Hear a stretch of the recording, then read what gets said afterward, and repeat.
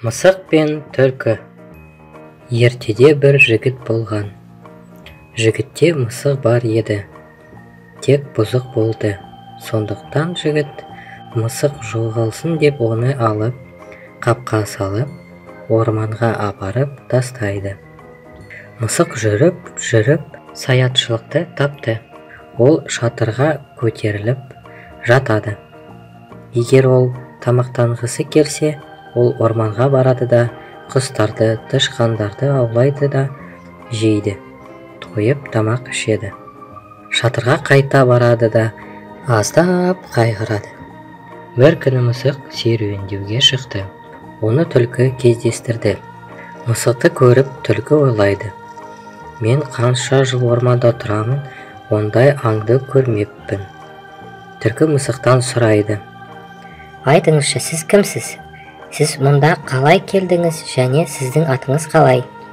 Мысық жүнін лақтырып: менің атым Котофей. Мені сізге Сибирь ормандарынан воевода жіберді. Ах, Котофей, дейді түлкі. Сен туралы білмедім. Жақсы, маған қонаққа келіңіз. Мысық келісті. Түлкі оны өз үйіне әкеліп, оны түрлі ойындармен қызықтырады және сұрай береді: Котофей, сіз үйлендіңіз бе? Әлде бойдақсыз ба? Бойдақ, дейді мысық. Ал мен түлкі қызбын. Маған тұрмысқа шық. Мысық келісіп, олардың мерекесі мен көңілділігі басталады. Келесі күні түлкі керек жарағын алуға кетті. Мысық үйде қалды. Түлкі жүгіріп үйректі ұстап алды. Үйіне алып барады. Жолда қасқырды кездестіреді. Тоқта түлкі, үйректі маған бер, дейді қасқыр. Жоқ, дейді түлкі. Менше, мен оны өзім аламын, дейді қасқыр. Ал мен Котофейге айтамын, ол сізге опасыздық жасайды. Ал Котофей деген кім ол? Естімедіңіз бе? Воевода Котофейді бізге Сибирь ормандарынан жіберді. Мен бұрын түлкі қыз едім, ал қазір мен губернатордың әйелімін. Жоқ, Лисаветта, мен оған қалай қарауым? Уф, дейді мысық, менде сондай ашуланған Котофей, кім оған ұнамаса да дәл қазір тамақтанады. Сіз қошқарды дайындап, оны садаққа әкелесіз. Қошқарды көзге көрінетін жерге қойыңыз да мысық сізді көрмеу үшін жасырыңыз. Әйтпесе, ағайын сізге қиын болады. Қасқыр қошқардың артынан жүгірді, ал түлкі үйге кетті. Түлкі жолда аюды кездеседі. Тоқта түлкі, үйректі кімге апарасың? Маған бер, дейді. Мен сен туралы Котофейге айтамын, ол сені өлтіреді, дейді түлкі. Котофей деген кім ол? Ол бізге Сибирь ормандарынан губернатор болып жіберілді. Мен бұрын түлкі қыз едім, ал қазір Котофейдің әйелімін. Оны көруге бола ма? Менде сондай ашуланған Котофей, дейді түлкі. Кім оған ұнамаса, ол оны жеп қояды. Сіз барыңыз, бұқаны дайындаңыз және оны иеліп әкеліңіз. Бірақ қараңыз, бұқаны көзге көрінетін жерге қойыңыз да Котофей сізді көрмеуі үшін тағылыңыз. Әйтпесе сізге қиын болады. Аю бұқаның соңынан кетті, ал түлкі үйіне кетті. Қасқыр қошқарды алып келеді де ойлануға тұрады.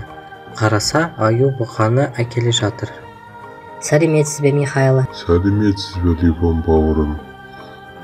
Не күйеуіңмен бірге түлкіні көрдің бе? Жоқ, Михайло, мен оларды өзім күтемін. Ал сен оларға бар да шақыр, дейді аю қасқырға. Жоқ, мен бармаймын, Михайло. Сіз барыңыз. Жоқ, мен бармаймын, Ливон аға. Кенеттен жоқ жерден қоян жүгіріп шығады. Қасқыр мен аю оған айқайлайды. Онда кел, ұрықшы. Қоян құлақтары қисайып келеді. Қоян, сен аяғың жылдам. Түлкіге жүгіріп, Михайло мен оның ағасы Ливон әлдеқашан дайын екенін айтты. Қоян түлкіге жылдам жүгірді. Ал аю мен қасқыр қайда тығылатынын ойлана бастады. Аю, Мен қарағайдың басына шығамын. Қасқыр оған: Мені бір жерге көміп тастаңыз.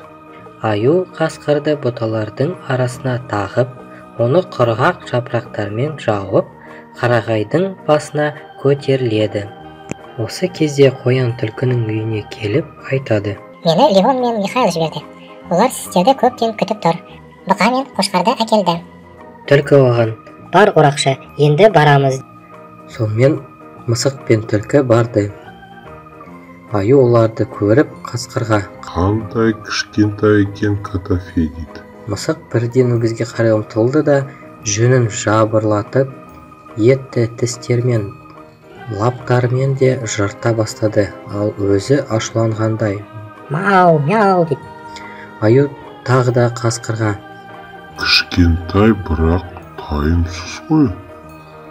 Төртеуміз тамақ іше алмаймыз, бірақ бұл оның өзіне ғана жеткіліксіз. Мүмкін ол бізге жетеді. Қасқыр да Котофейге қарағысы келеді. Ақырындап жапырақтарды тырмалай бастады. Мысық жапырақтардың қозғалғанын естіп, оны тышқан деп ойлайды да секіреді. Тырнақтарын қасқырдың бетіне дәл тигізеді. Қасқыр қорқып, орнынан атып тұрды да қашты. Мысық қорқып аю отырған ағашқа көтерілді. Аю, ол мені көрді деп ойлап, ағаштан жерге құлап, барлық бауырларын ұрып, орнынан атып тұрып, қашып кетті. Түлкі кейін айғалайды: Жүгір, жүгір, Аю, ол сені ұстайды. Содан бері барлық жануарлар мысықтан қорқады. Мысық пен түлкі бүкіл қыста ет жинап, тіршілік ете бастады.